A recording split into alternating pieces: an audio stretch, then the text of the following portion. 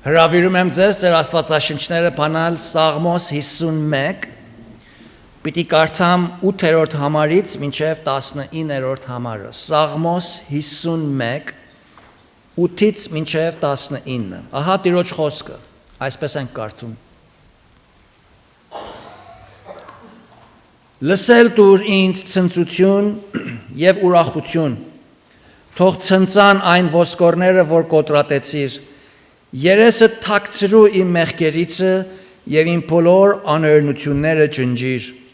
սուրբ սիրտ ստեղծիր ինձանում ով Աստված և ուղիղ հոգի նորոգիր իմ ներսումը,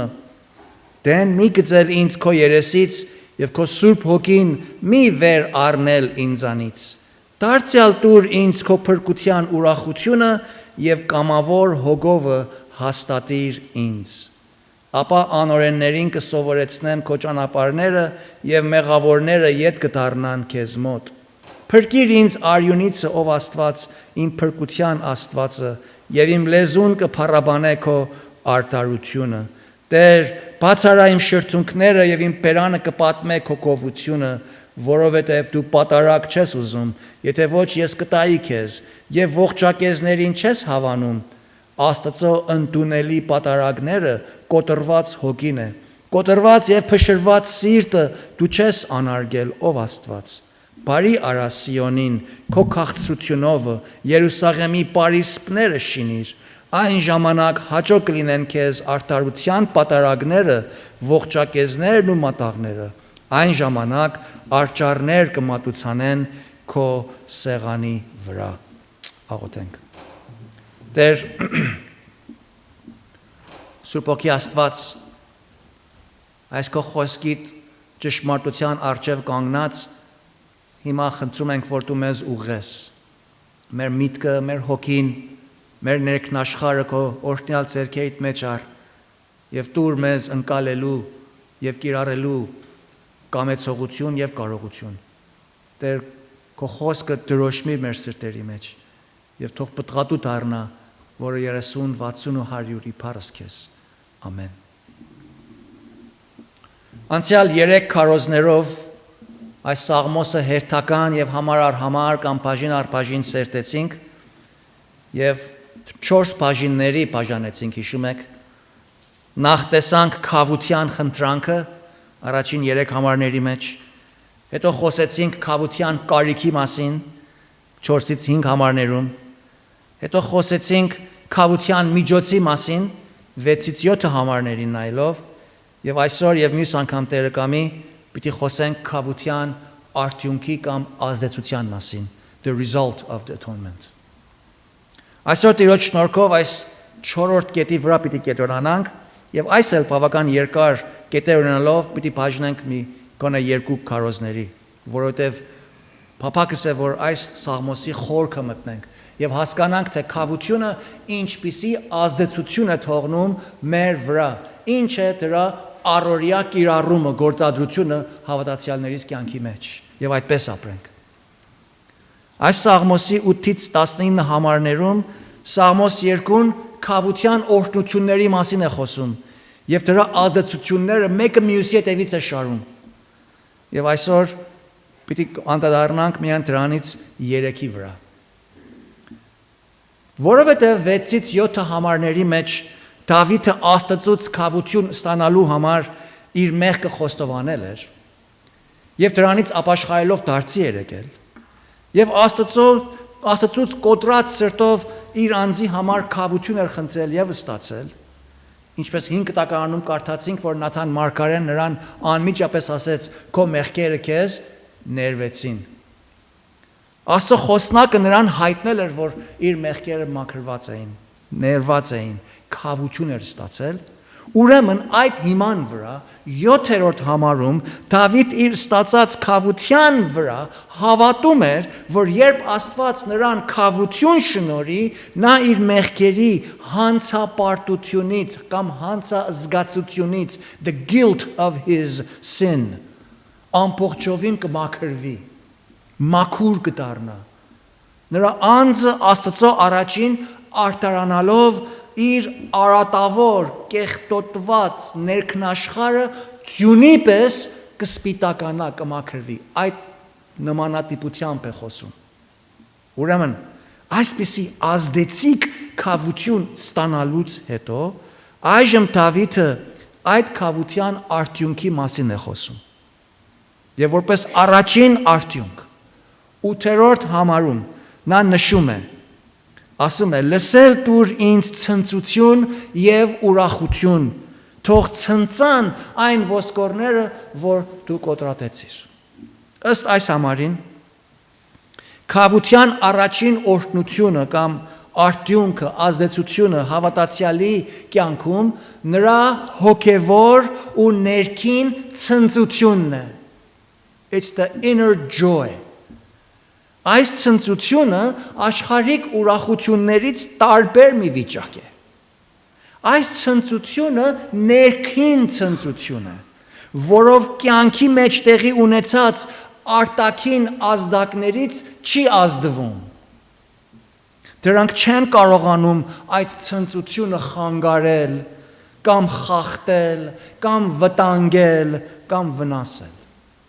Պատճառը այն է, որ այս ներքին ցնծության ակը, տվողը, աղբյուրը ինքը ամենազոր, ամենակալ և ամենատեր Սուրբ Հոգի Աստված ինքն է։ Ոչ մի բան է կարող մեր Աստծուն հաղթահարել։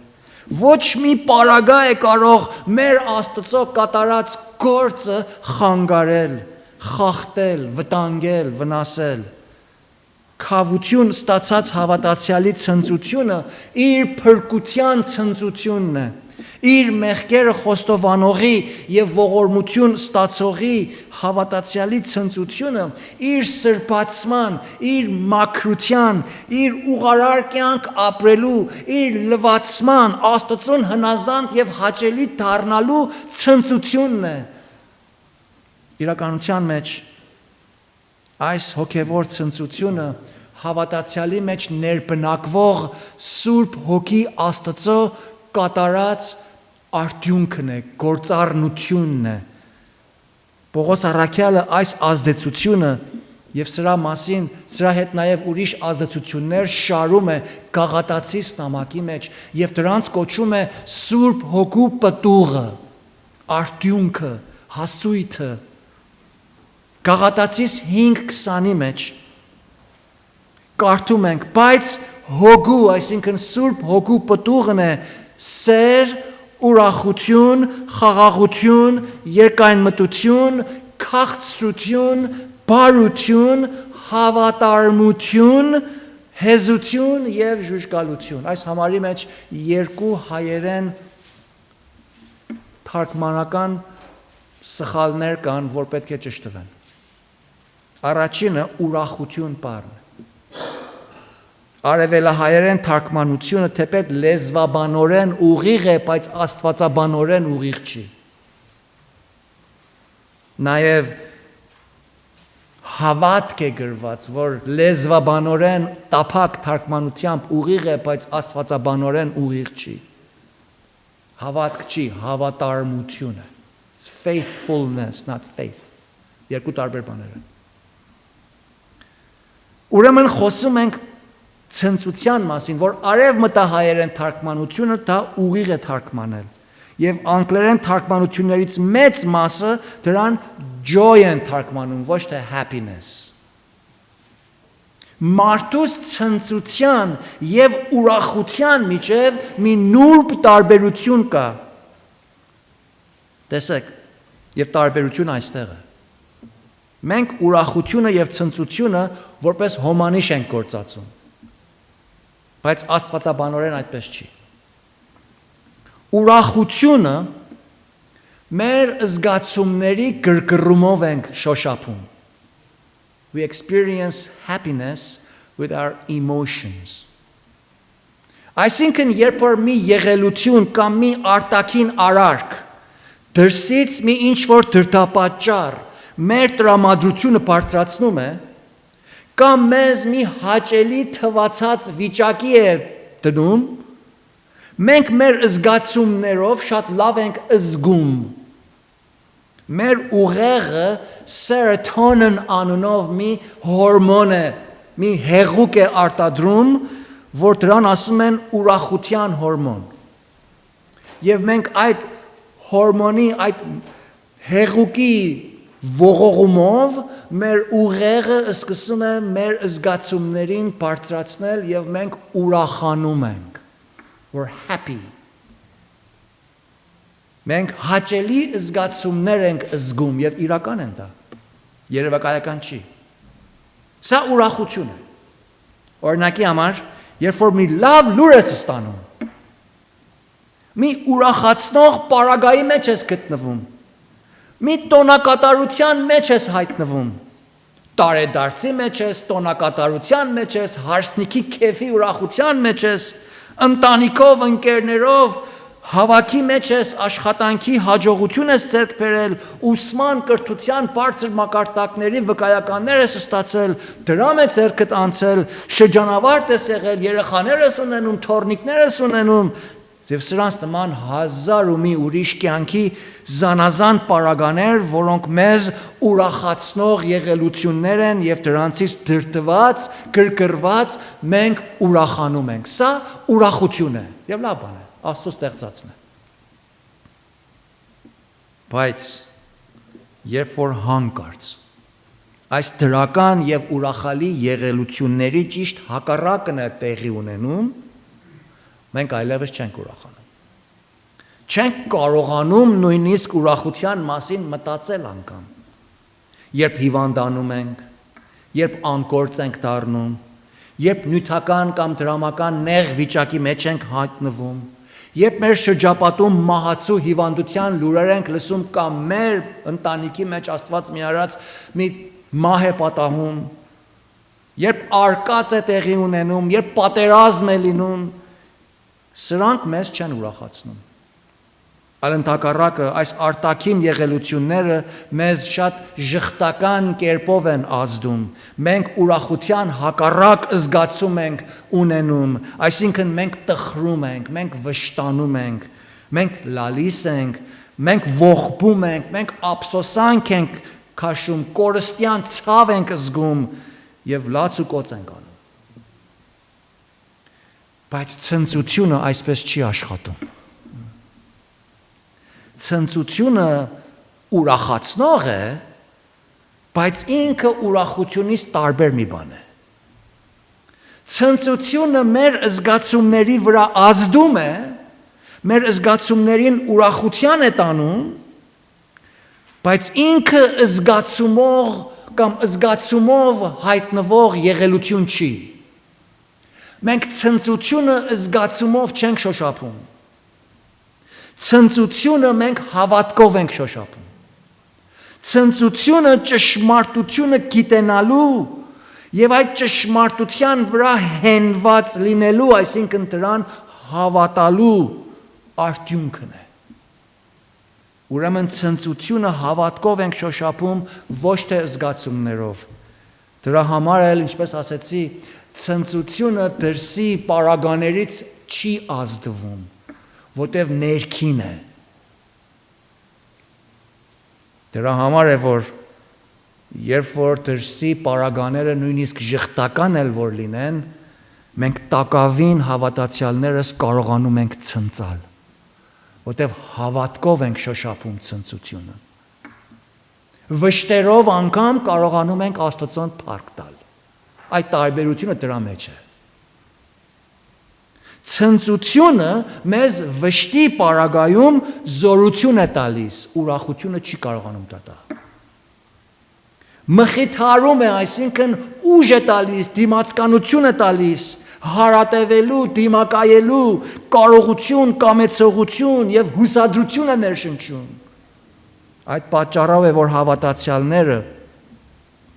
որ իրենց մեջ Սուրբ Հոգի Աստված հավիտենապես ներբնակ ունենք,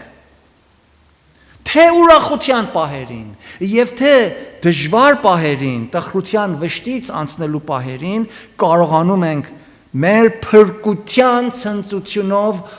ցնծալ։ Եվ հավատքով շոշափվող ցնծության շնորհիվ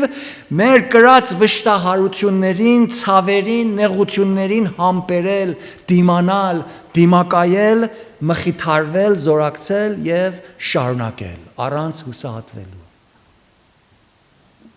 Դավիթն ասում է, թե իր ստացած քավության առաջին պտուղը, առաջին արդյունքը, առաջին ազդեցությունը իր հոգու ցնծությունն է։ Նա Աստծուց խնդրում է, որ Աստված նրան ցնծության ձայն լսել տար։ Եվ դրա որպես արդյունք նաև նրան ուրախացներ։ Տեսնում եք, ցնծությունը մեզ ուրախացնում է, բայց ուրախությունը մեզ շատ հավանաբար ցնծության չի տանում։ Այս էլ ավելացնենք, որ թեպետ քավություն ստանալու համար կարիք կա, որ մեղավորը խոնարհվի, եւ ինչպես Դավիթը նկարագրում է նրա ոսկորները ջարդվելու պես նա խոնարհվեց, իր գործած մեղքի համար ցավ զգաց, վիշտ զգաց, ծանրություն զգաց, մեղքի համոզում ձեռք բերավ եւ դա շատ ցավալի է։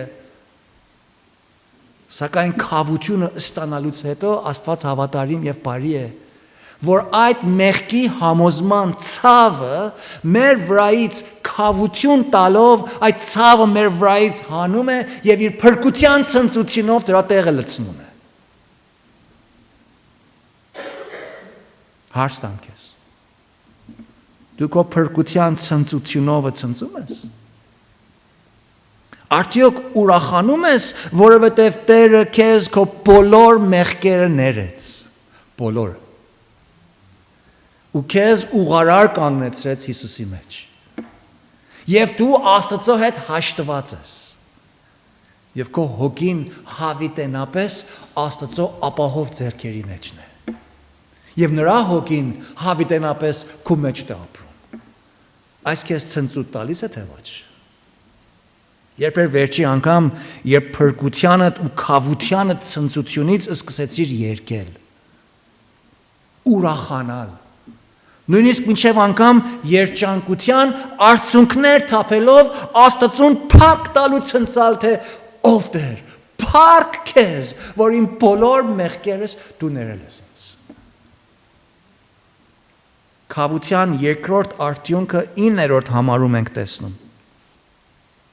Դավիթ Աստծուն խնդրում է ասելով.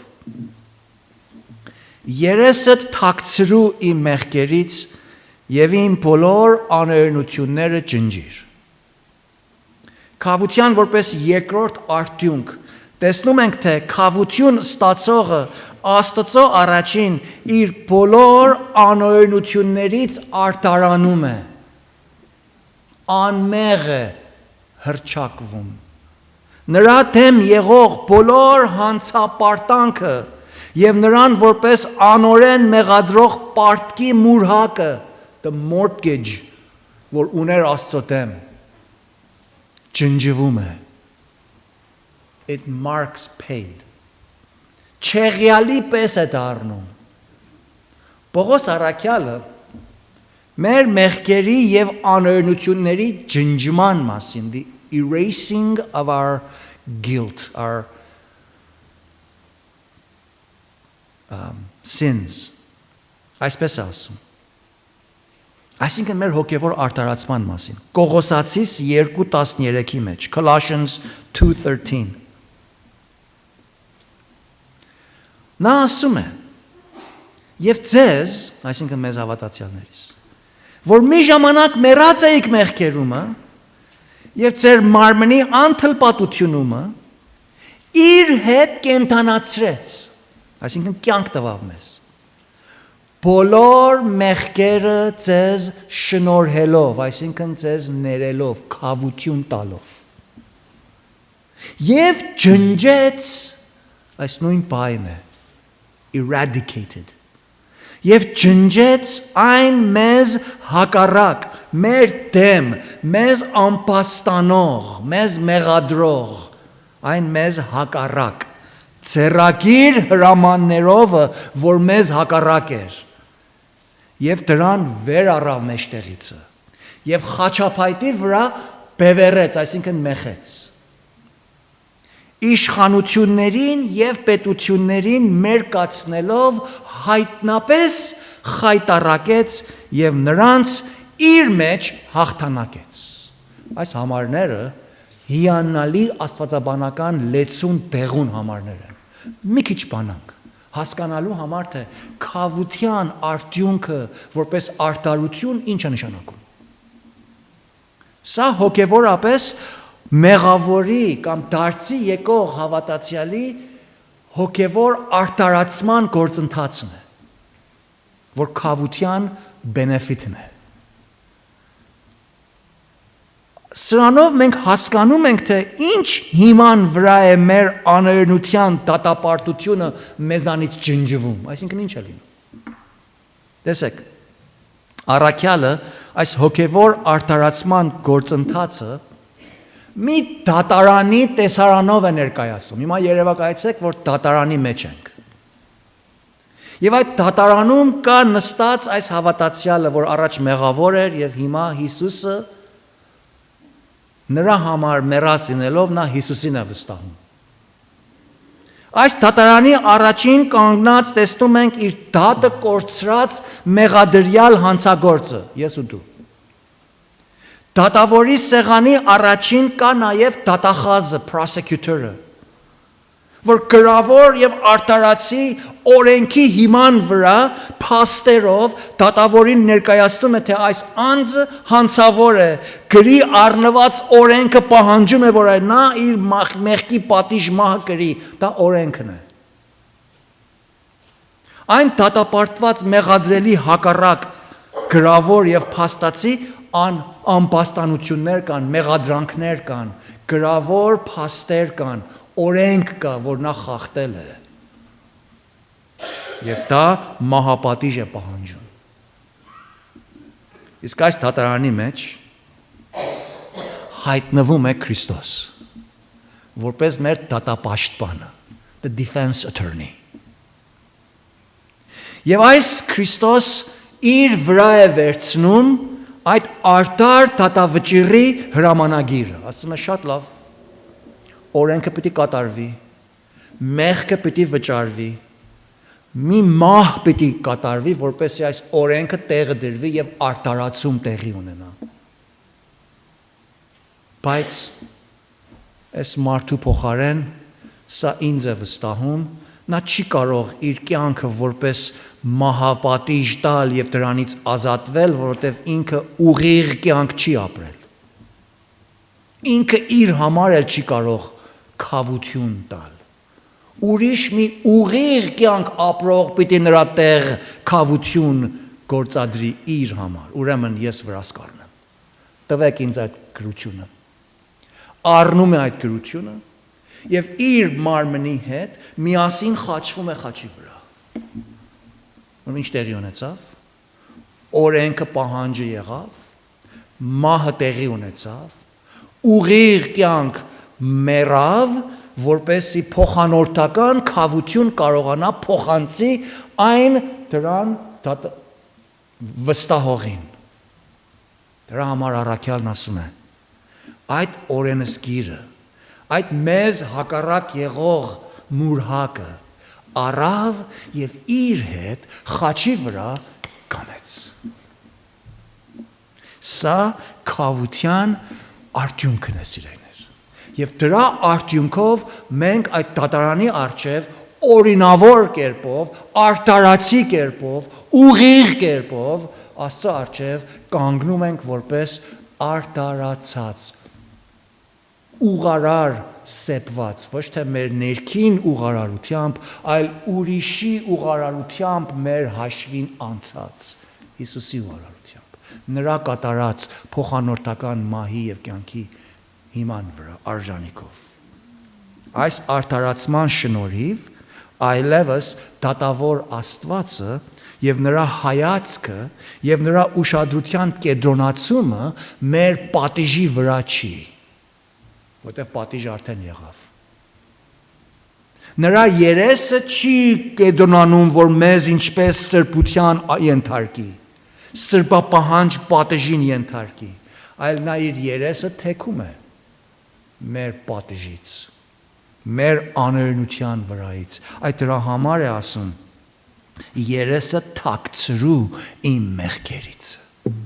Այսինքն էլ մի նայի մեղքին, որտեղ իմ մեղքից պատիժը վճարվեց, նայի Հիսուսին։ Երբ Աստված նայում է մեզ, նա մեզ նայում է Տեր Հիսուսի միջոցով։ Եվ մենք երբ Տեր Հիսուսի մեջ ենք, մենք Աստծուն երևում ենք որպես արտարացած։ Դրա համար մենք կոչվում ենք սրբեր։ Մենք այլևս Աստծո բարկության տակ չենք գտնվում։ Աստծո հետ հաշտվում ենք։ Մենք հարաբերության եւ հաղորդակցության մեջ ենք մտնում Աստծո հետ եւ այս հարաբերությունը եւ հաղորդակցությունը այս քավության արդյունքն է, պտուղն է։ Հավատացյալներիս ընթացիկ կյանքի մեջ էլ հաղորդակցությունը երբեմն խզվում է մեղքերի պատճառով, բայց հենց որ խոստովանում ենք, քավության այդ շարունակական ազդեցության տակ ենք մտնում եւ մեր հաղորդակցությունը վերականգնվում է։ Դրա համար Դավիթ ասում է, որ երեսը թաքցրու իմ անօրենությունից։ Վստահ ես, որ քո անօրենություններդ թաքցված են, մաքրված են, մուրհակը գամված է խաչին, եւ դու Հիսուսի մեջ լինելով արտարացած ես։ Այդ է քավության երկրորդ պտուղը։ Երրորդ, ցնծության եւ Աստծո հետ հաշտության կողքին մեղքերից քավություն ստանալու երրորդ արդյունքի մասին Դավիթ 10-րդ համարում Աստծուն այս խնդրանքն է ներկայացնում ասելով. Սուրբ սիրտ ստեղծիր ինձանում, ով Աստված, եւ ուղիղ հոգի նորոգիր իմ ներսումը։ Երրորդ արդյունքը քավությանը հավատացյալի սրբագործությունն է, սուրբ լինելն է։ Երբ Աստված մեկին իր մեղքերից թողություն է տալիս, քավություն է տալիս, նրան նաև սրբացնում է, սրբում է։ Սրա մասին անցյալ երկու քարոզներում մանրամասն խոսեցինք։ Հիշում եք օճառի եւ մաքրության օրինակը, որ ինչպես է Աստված հեռացնում մեզանից մեր մեղքերը։ Սրբել բայը հոգևոր իմաստով երկու իմաստներ է ներառնում։ Առաջինը մաքրագործության արարքն է, որ լվացվում ենք, մեղքը, անօրենությունը, պատիժը, անեծքը մեզանից հեռացվում է։ Երկրորդը այդ սրբվածը, սուրբ լինել նշանակում է մի հատուկ նպատակի համար գործածվելու առանձնացնել, հատկացնել, յուրահատուկ կերպով այդ սրբված մաքուր անոթը այդ նպատակի համար գործածել։ Եվ այդ է նշանակում, երբ ասում ենք Աստված սրբացնում է մեզ։ Ուրեմն աստվածաբանորեն մենք խոսում ենք նաև պարզապես հիշեցման համար ասեմ, որ հավատացյալներս երկու իմաստով ենք սրբվում։ Երբ մենք վերստին ծնվում ենք, երբ փրկվում ենք, մենք հավիտենապես դրքով Աստծո աչքի առաջին դրքով սուրբ ենք։ Դիրքով։ Բայց այս մեղած աշխարհի ընթացքում ապրելու ժամանակամիջոցում մենք նաև ունենք մի երկրորդ հասկացողություն, որը սրբացման երկրորդ առնչությունն է, այսինքն մենք շարունակաբար հառաջադրական սրբացման ընթացքի մեջ աճում ենք, դրան ասում են շարունակական կամ հառաջադրական սրբություն, progressive sanctification։ Դավիթը այստեղ Աստծուց աղաչում է, որ իր մեջ մաքուր սիրտ ստեղծի եւ իր ներսումը ուղիղ հոգի նորոգի։ Այս խնդրակով նա գիտակցում է, որ նա իր սրբագործության ընթացքում է ապրում եւ կարիք ունի շարունակական նորոգությանը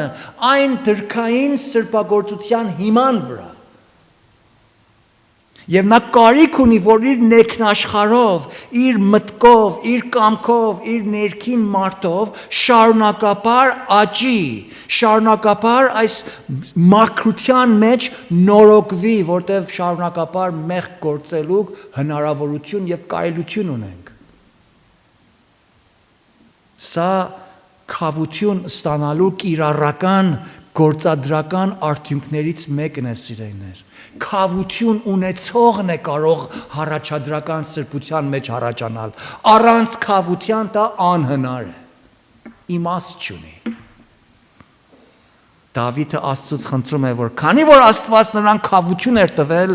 ուստի որպես արդյունք նա աղաչում է, որ Տերը նրա ներսում նաև ուղիղ հոգի նորոգի continually to renew, անգլերեն ասում է, to renew a right spirit within me. Սա ցույց է տալիս, թե Դավիթը գիտակցում է, որ երբ մարդս իր գործած անօրենությունից քավություն է ստանում, Աստված նրա մեջ մի նոր ուղղություն է դնում, մի նոր կյանքի հնարավորություն է տալիս, զորություն է տալիս, փափակ է ներգործում։ Նրա ներսը, նրա միտքը, նրա մտածմունքները, նրա աշխարհայացքը, նրա կամքը, նրա փափակները, նրա զգացումները Աստծո ձեռքի մեջ են ներառնվում եւ Դավիթն ասում է ինձ նորոգիր այս նոր ճանապարհի մեջ իմ ներսիս մարդը այս նոր ճանապարհի մեջ ուղղիր ինձ որ այս նոր ճանապարհով մտածեմ կամենամ փափակեմ իմ մարդկային փափակներս իմ մարդկային խորհուրդներս իմ մարդկային մտածմունքներս այս նորաձև ճանապարհով կարողանամ գործի լցել սա քավության արդյունք է սիրելիներ առանց քավության մեկ այս չի կարող աղաչել Տեսեք Եփեսացիս 4:23-ի մեջ Turn to Ephesians 4:23 Երկար համարներ պիտի կարդամ, դանդաղ պիտի կարդամ, որպեսզի անդրադառնանք, թե ինչ է նշանակում նորոգվել։ Այս մեկ բառը այս համարների մեջ բացատրում է առաքյալը։ Եփեսացիս 4:23 հրաման է տալիս մեզ։ Ասում է Ձեր մտքի հոգովը նորոգվեցեք, նույն բառն է։ Եվ նոր մարդին հագնեք, որ Աստծո պատկերի պես է ստեղծված ճշմարտության ուղղարարությունով եւ սրբությունով, նույն բառերն են։ Հիմա ինչ անենք, կիրառական մասը։ Դրա համար դեն գցելով ստությունը Խոսեցեք ճշմարտությունը ամեն մարդ իր ընկերի հետ այսինքն մենք այլևս խապկանքի չպիտի ձեռք երկարենք դա լինի մեր անձնական կյանքի մեջ ընտանեկան կյանքի մեջ ամուսնական կյանքի մեջ հանրային կյանքի մեջ աշխատանքային կյանքի մեջ մեր վարձքերը վճարելու կյանքի մեջ որևէ տեղ Ստությունը ասում է դեն գցեք։ Մենք ինչն ենք դեն գցում։ Աղբը։ Երբ որ աղբը հավաքվում է խոհանոցի աղբամանի մեջ, իմ պարտականություններից մեկը այն է, որ անմիջապես առանց հարցուփորձ անելու, կամ մեր զավակները որ փոքր էին մեծ հետ էին ապրում, տղաների պարտականությունն էր, որ առանց հարցուփորձ անելու աղբը տանեն տնեն թափեն դուրսը։ Ասում է դեն գցեք։ Ստությունը, խոսեցեք ճշմարտությունը, ամեն մարդ իր ընկերի հետ, իր դրացու հետ, ով է քո դրացիդ։ Նրա հետ որ շփում ես։ Որովհետև իրարու անդամ ենք։ Սա խոսում է եկեղեցի մեջ, խոսում է ընտանիքի մեջ, խոսում է իրարու հետ հաղորդակցություն ունեցող, հարաբերություն ունեցող որևէ հարաբերության համար։ Երկրորդ, թե որ բարկանաք, մի մեղանչեք։ Այսինքն բարկության մեջ մեղք չգործեք, որտեղ բարկության մեջ շատ հեշտ է մեղք գործել։ Մեր զգացումները գրգռվում են եւ զգացումներից գրգռված հնարավոր է որ սխալ բան ասենք, սխալ ձև վարվենք, սխալ միտում ունենանք եւ սխալ արարք գործադրենք։ Երբ բարկանաս մի մեղանչել։ Ոմանցս համար անհնար է սա։ Ուրեմն լավ է որ չբարկանանք։ Եթե կարողանում ես չմեղանչել բարկության ժամանակ, միգուցե սուրբ բարկություն կարող ես ունենալ, երբ որ մեղք ես տեսնում, անարդարություն ես տեսնում, բայց զգույշ եղիր։ Շատ լպրծուն զառիվայր է։ Թե բարկանաք մի մեղանչեք։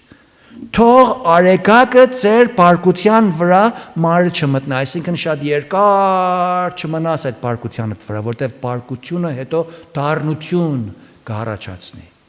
Հետո ուրիշ բաներ կհառաջանան։ Եվ տեղի չտաք սատանային։ Որևէ սատանայական խորհուրդի, չարության, մեղքի փորձության հետ մի խաղալ։ Դրան տեղ մի տալ։ Եթե իրան մի սանտիմետր ոտնատեղ տաս, շատ աներեսը մի կիլոմետր քեզանից կգողանա։ Հենց որ զգում ես, որ սկսել է դուրը ծեծի, դուրը շրխկացրու իր երեսին։ Գնա կորի ասա։ Դու իմ հետ գործ չունես, ես քո ծառատ չեմ այլևս։ Ես կարիք չունեմ քեզ լսելու։ Ես ուրիշի ծառան եմ։ Ասում Աստծո խոսքը սատանային հակառակ կեցեք եւ նա ձեզանից կփախչի։ Բայց ասում է փորձությունից փախիր։ Եվ մենք ճիշտ հակառակն ենք անում։ Մենք փորձության ենք դեմ տնում ու սատանայից ճանանում ենք փախնել, որտեղ վախենում ենք։ Եվ դրա համար էլ ընկնում ենք։ Չէ։ Մենք սատանային պիտի դեմ տնենք, փորձությունից պիտի փախնենք։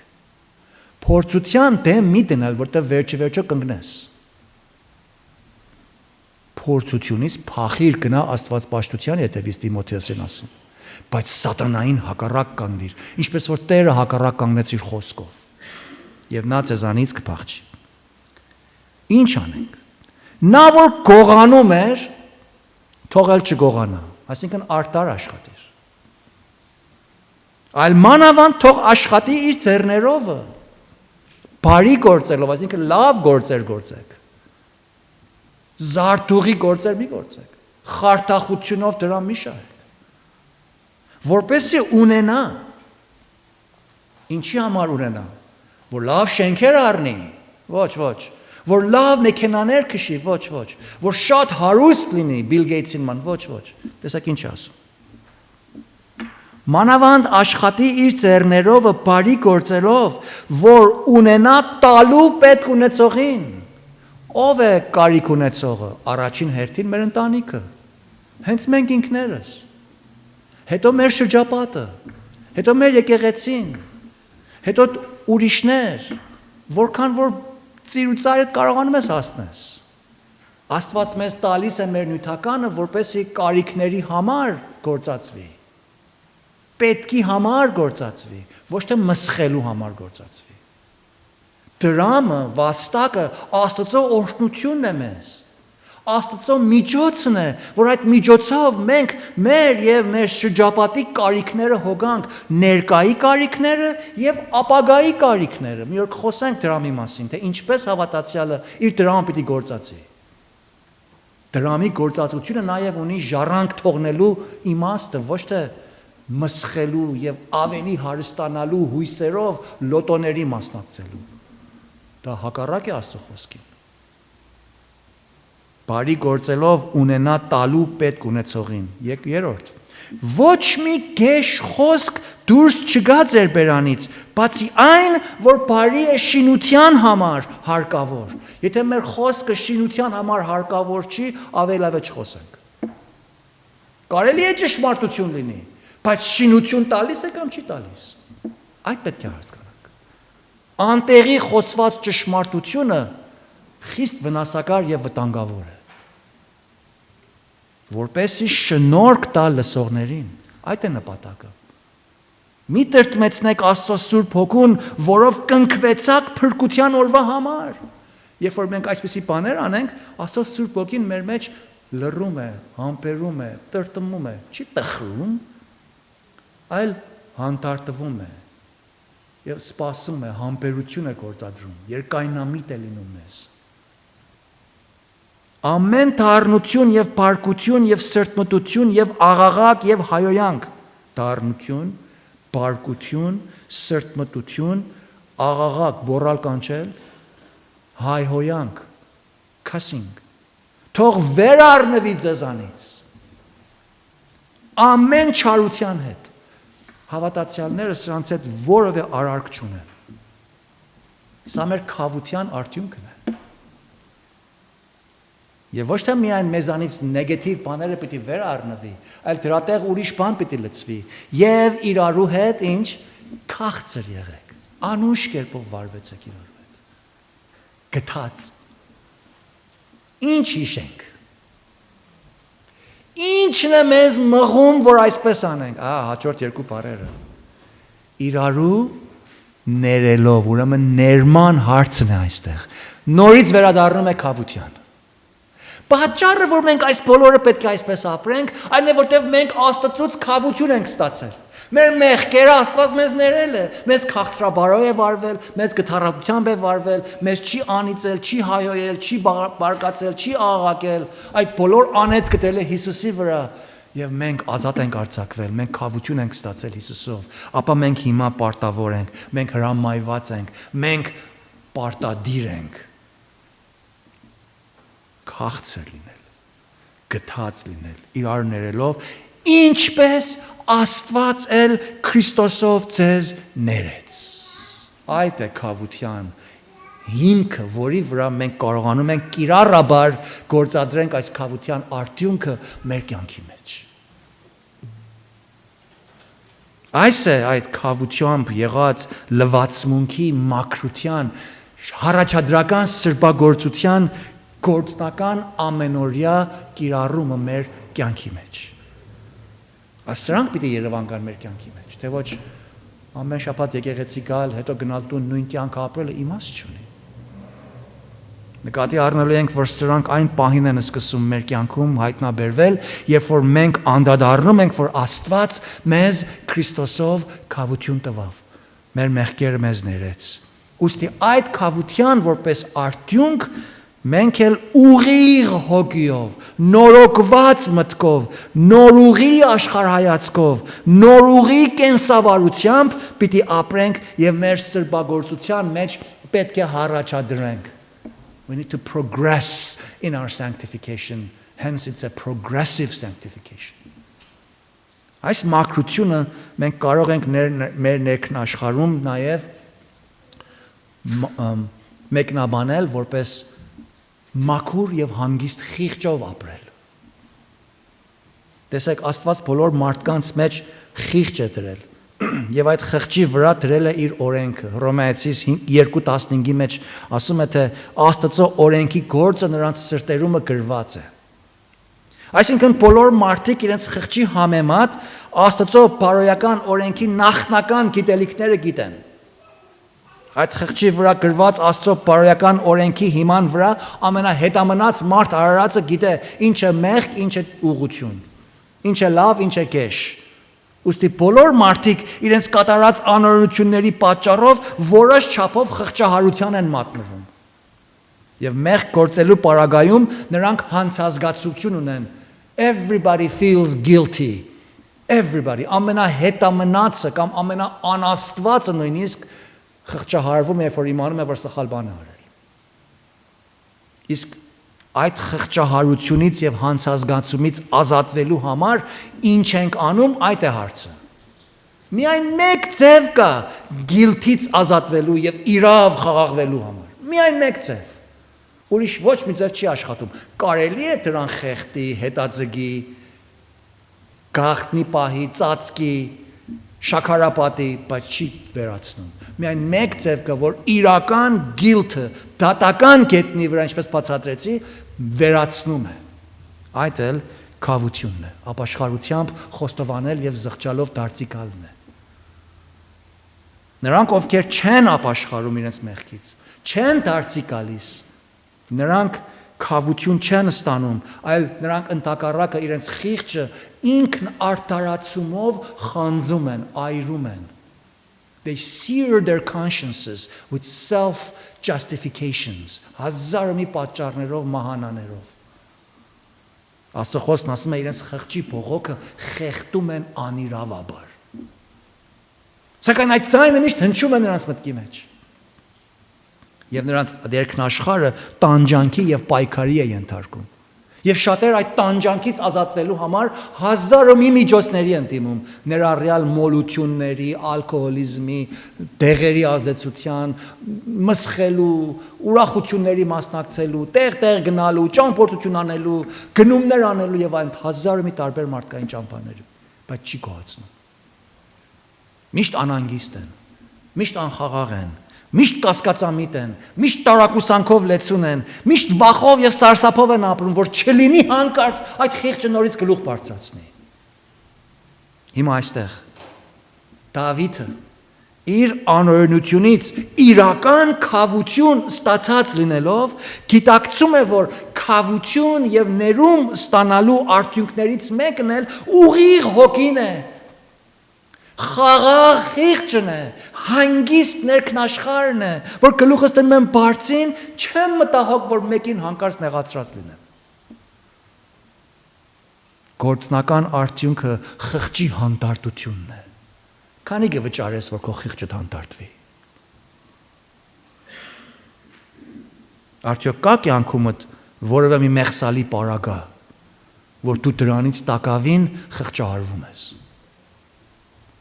Տակավին չես խոստովանել, չես ապաշխարել, դարձի չես եկել։ Եվ հենց այդ պատճառով էլ խիղճը տակավին անհանգիստ է։ Տես, երբ որ խոստովանես, դարձի կաս դրան մեկ կողմ գցես, դու ողորմություն կգտնես, դու կհանգստանաս։ Աստված քո մեջ այդ քավության այդ արդյունքը կկիրառի, կգործնականացնի, եւ դու կհանգստանաս, իրական կհանգստանաս, իրական կխաղաղվես։ Քաջալերում եմ, որ դու հենց հիմա դրա մասին Աստծո հետ խոսես, Աստծո առջև կոտրվես։ Ու այնտեղ հավատաս, որ նա այդ մեղքիդ համար էլ մեռավ։ Եվ դու դրանից զղջալով կարող ես Հիսուսի վրա վստահելով այդ մեղքիդ բոլոր հանցազգացումը այդ մուրհակի պես խաչին կանվի եւ դու հանգստանաս։ Չորրորդ եւ այսօրվա համար վերջին կետը ցնծության հետ միասին Աստծո հետ հաշտ հաղորդակցության միատեղ սրբության եւ ուղիղ ներքնաշխարհ ունենալու արդյունքների կողքին կա նաեւ մի ուրիշ քավության արդյունք եւ այդ մեր փրկության վստահությունն է։ Մեր փրկության վստահությունն է։ Սա քավության արդյունք է, սիրելիներ։ 11-րդ համարում Դավիթն Աստծուց ասում։ Աղերսում է Տիրոջ, ասում է. Դեն մի գծել ինձ քո երեսիցը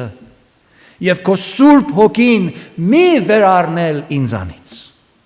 Այս համարը իր մակերեսային իմաստով եթե կարդանք,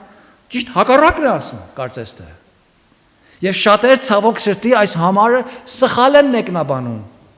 Եվ որպես փաստ համար են գործածում, թե տեսեք, տես Աստված կարող է քեզ իր երեսիցը գծի։ Եվ նաև ստեղ Աստված կարող է քո Սուրբ Հոգին քեզանից վեր առնի։ Որտեղ է գրած այդպես բան։ Դավիթը չի ասում, ով Աստված դու կարող ես ինձ վեր առնել Սուրբ Հոգիդ, բայց խնդրում եմ մի վեր առնել։ Չի ասում, որ դու կարող ես ինձ դեն գծես, բայց խնդրում եմ ինձ դեն մի գծել։ Այդպես բան կարդում ենք այստեղ։ Ոչ։ Բայց ինչ են կարդում այստեղ։ Այստեղ նախ պետք է ասել, թե այս համարը ինչ չի ասում։ Ինչ չի նշանակում, հետո կանդրադառնանք, թե ինչ է նշանակում։ Երբ Դավիթն ասում է դեն մի գծել ինձ քո երեսից, սա չի նշանակում, Դավիթը չի բացահայտում, թե Աստված մեղք գործող հավատացյալին իր երեսից դեն է գծում։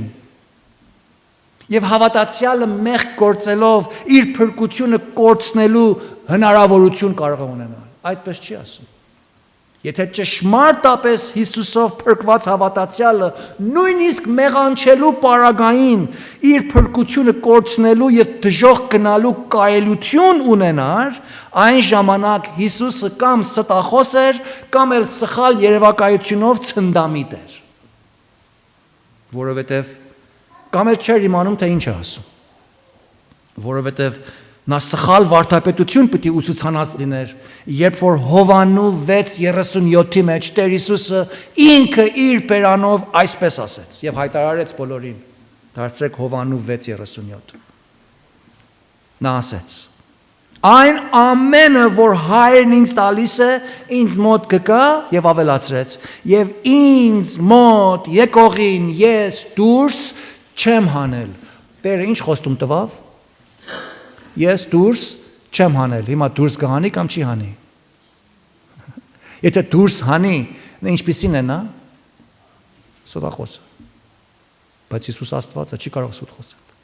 Ուրեմն երբ ասում է դուրս չեմ հանել, լուրջ է, դուրս չեմ հանել։ That's it։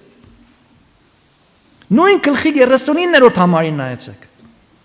Նա ասեց շարունակելով. «Սա է ինձ ուղարկող հոր կամքը, որ այն ամենը, որ նա ինձ տվավ, նրանից, այսինքն Աստծուց, չկորցնեմ, այլ հետին օրումը հարուցանեմ։ Այն ամենը, որ ինձ տվավ, նրանից չեմ կորցնել», ասում է։ Հովաննու 10:27-ի մեջ Տերն ասեց. «Իմ ոչխարները իմ ձայնը լսում են, եւ ես ճանաչում եմ նրանց, եւ իմ ետևիցը գալիս են, եւ ես նրանց ինչպիսի կյանք եմ տալիս, հավիտենական կյանք եմ տալիս, ոչ թե ժամանակավոր հավիտենական կյանք, հավիտենական կյանք եմ տալիս, եւ նրանք հավիտյան չեն կորչել»։ Հիմա կկորչեն կամ չեն կորչել։ Չեն կորչել։ «Եվ ոչով չի հափշտակել նրանց իմ ձեռիցը», կհափշտակվենք, դեն կգծվենք կամ դեն չեն գծվել։ Չենք հափշտակվել։ «Իմ հայրը, որ նրանց տվավ, ամենից մեծ է, եւ ոչով կարող չէ իմ հոր ձեռքից հափշտակել նրանց»։ Հիմա մենք Աստծո ձեռքից կհափշտակվենք, դեն կգծվենք, հնարավորություն կա։ Absolutely չկա, բացարձակապես չկա։ Լավ, բայց Դավիթն ինչ է աղոթում։ Ինչու ասում դեն մի գծել ինձ քո երեսից։ Սա չի նշանակում, որ Աստված կարող է իր որդիով փրկված հավատացյալին իր փրկությունից զրկի, նրան հավիտենական կորստյան մատնի։ Երբևիցե համարները կարդացինք։ Դա անարդարության գագաթնակետը պիտի լիներ, որ Հիսուսի վճարած մահապատիժը արժեքազրկվեր եւ մենք դրա արժեքից ենթազրկվեինք։ Երբ Դավիթն ասում է ինձ մի դեն գցել կամ Սուրբ Հոգիդ մի վերառնել ինձանից, դա չի նշանակում, որ Աստված կարող է նրան դեն գցել։ Սա Դավիթի մարդկային տարակուսանքն է։ Նրա վախն է, նրա անկարողությունն է ցույց տալիս, որ մեղքի եւ անօրենության պատճառով առաջին բանը, որ վնասվում է, մեր հոգևոր փրկության վստահությունը մենք կորցնում ենք։ Փրկությունը չենք կորցնում, վստահությունն ենք կորցնում։ Եվ սա մեղքի անեծքն է։ Պատճառը, որ մարդիկ իրենց փրկության վստահ չեն կամ կորցնում են, հուսահատվում են, այն է, որտեվ մեղք են գործում կամ Աստծո խոսքի ճշմարտությունը լավ չեն իմանում, որ այդ էլ անազանդություն է։ Երկրորդ բաժնում նա ասում է Սուրբ Հոգիդ մի վեր առնել ինձանից։ Սա չի նշանակում, որ հին ուխտի տակ հավատացյալները Սուրբ Հոգու ներբնակությունը չունեին, ոմանք այդպես են սովորեցնում, որ ուղիղ չի։ Հին կտակարանի սրբերը Սուրբ Հոգին գալիս գնում էր։ Բայց նոր ուխտի տակ Սուրբ Հոգին գալիս եւ այնտեղ մնում է հավիտենապես։ Կարծես թե հին ուխտի հավատացյալները մի աստիճան ավելի նվազ հավատացյալներ են։ Մի երկրորդ դասակարգի հավատացյալներ են։ Բայց այդպես չի։ Աստված մեկ եկեղեցի ունի։ Աստված Ադամից սկսյալ մինչև վերջին անձնավորությունը նույն ձևով է աշխատում, անփոփոխ ձևով է փրկում։ Ինչու՞։ Որովհետև Աստված ինքը անփոփոխ է։ Իր խոսքը անփոփոխ է։ Իր գործելակերպը միշտ հավիտենապես նույնն է՝ երեք, այսօր եւ հավիտյան։ Ուրեմն չի կարող, անհնար է, անտրամաբանական է, որ Աստծո Հոգին մի ձև աշխատեր մի ժամանակամիջոցում, ուրիշ ձև աշխատի ուրիշ ժամանակամիջոցում։ Անհնար է։ Ուրեմն հին ուխտի ժամանակ փրկյալները նրանք էլ Սուրբ Հոգու ներբնակությունը երբ ստանում էին վերստին ծնունդով, հավիտենապես իր մեջ ունեին։ Սուրբ Հոգին միշտ այդպես է աշխատել եւ այդպես է աշխատում։ Եթե հնարավոր լիներ, որ Աստծո Սուրբ Հոգին կորցներ կամ վերառնվեր, այն ժամանակ Աստծո տված խոստումները անվստահելի պիտի լինեին, Աստված անհավատարիմ պիտի լիներ, փոփոխական պիտի լիներ, որ այդպես չէ։ Այդ պարագային մարդուս արարքները իր մեղսագործությունը պիտի կարողանար Աստծուն կառավարել, որ Աստված հիմա իմ արարքից հիման վրա պիտի դուրս գնա, պիտի ներս գա։ Այն ժամանակ մենք ենք դառնում Աստված։ Ու Աստված մեր ստրուկը։ Դա էլ անհնար է։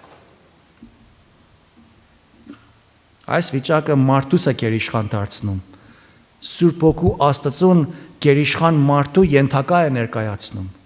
Սա Աստծո հանդեպ հայհոյություն է։ Ճիշտ սատանայի ուզած ուսուցմունքն է։ Եվ դրա հիման վրա էլ այս մեկնաբանությունը դիվային է։ Չի կարող ուղիղ լինել։ Աստված խոստացել էր թե հին ուխտի, թե նոր ուխտի տակ ապրող մարդկանց քարեղեն սիրտը պիտի հաներ եւ մսեղեն սիրտ պիտի ներ, ինքը պիտի աներ, որպեսզի նրանց ներսը հոգին Աստծո համար տրոփեր։ Աստծուն սիրեին, Աստծուն պաշտեին, Աստծուն ծառայեին։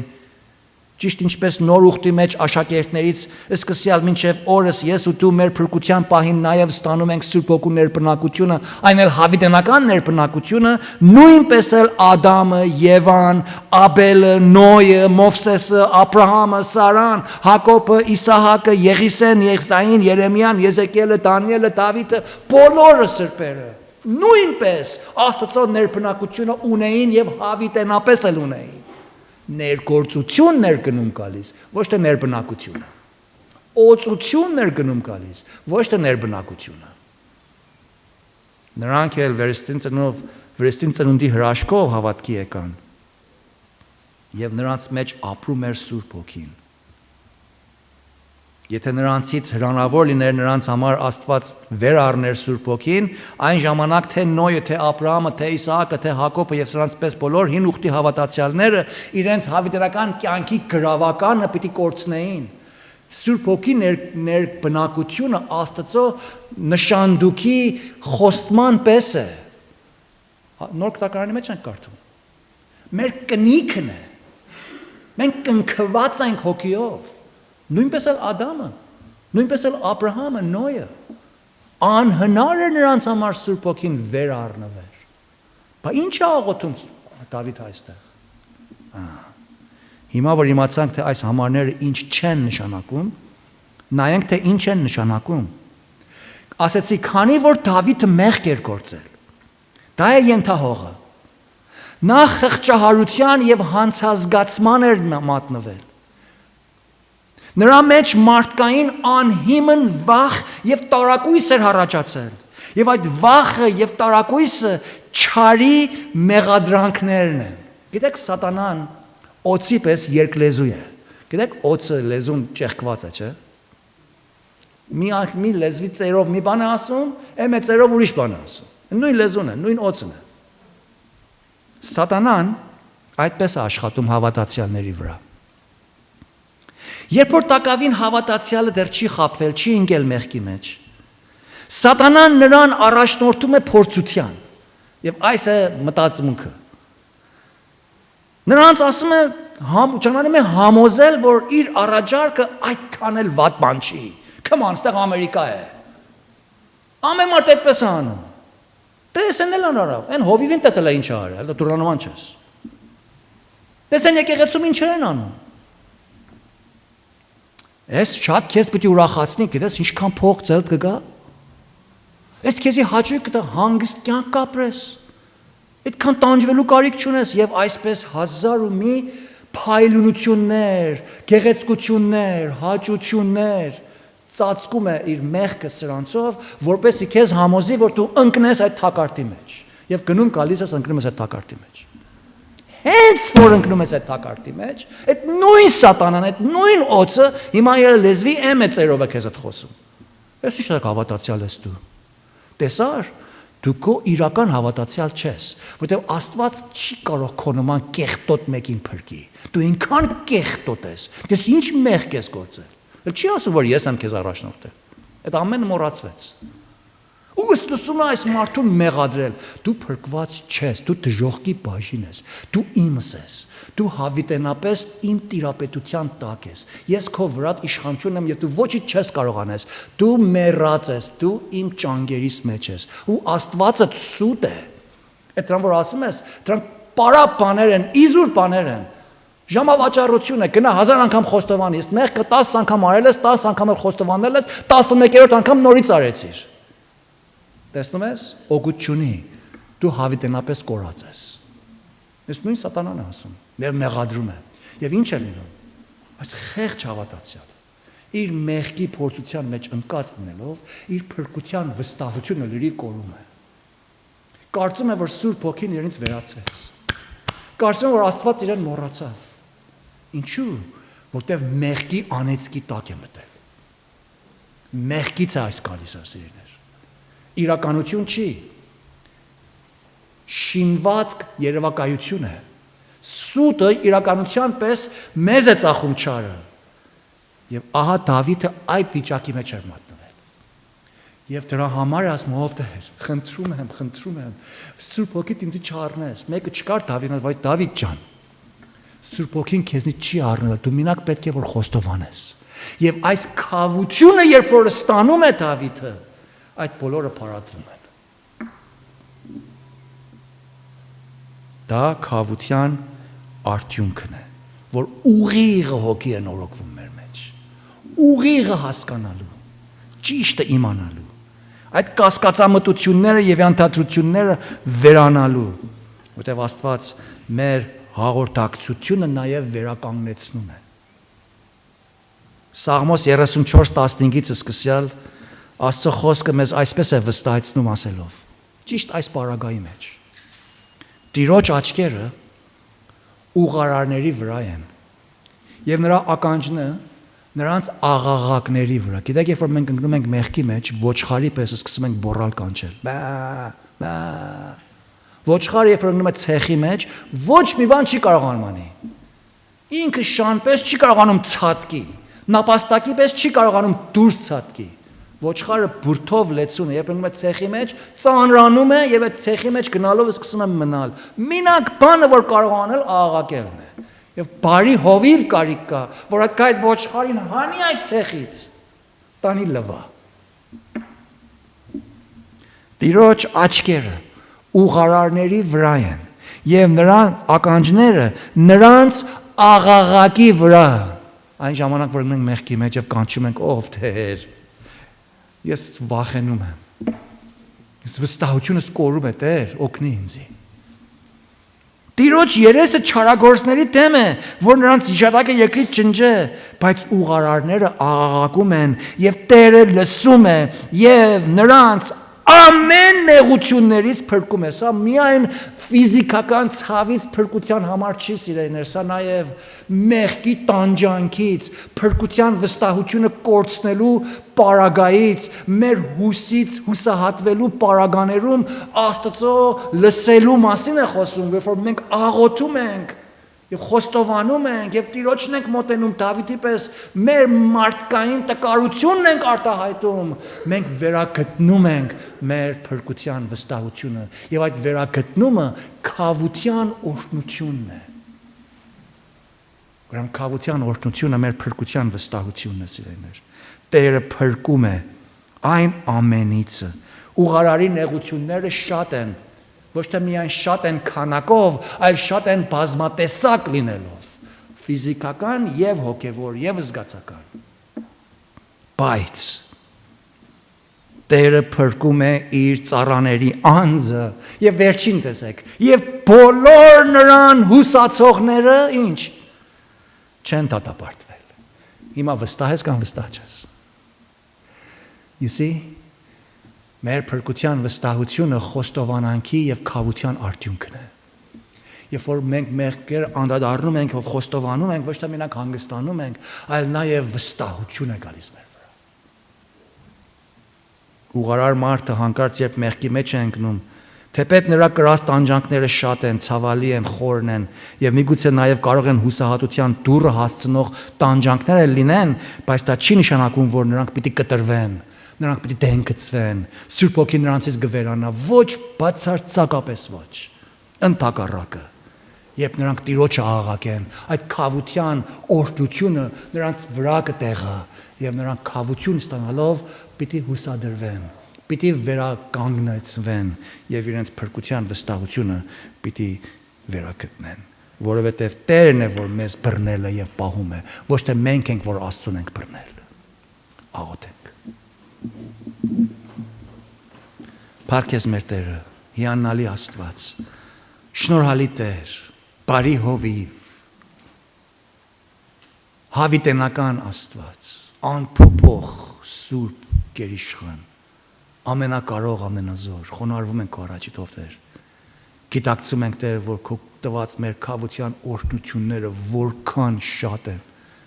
ու վայելում ենք երբեմն առանց անդադառնալու։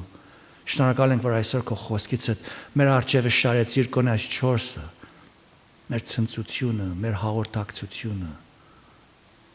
մեր փրկության վստահությունը, փառք ես Տեր, օրհնյալ ես Տեր, դուր որ մենք մեր փրկության եւ քավության արդյունքը վայելենք ամեն օր քո մեջ, իբարս քեզ, ամեն։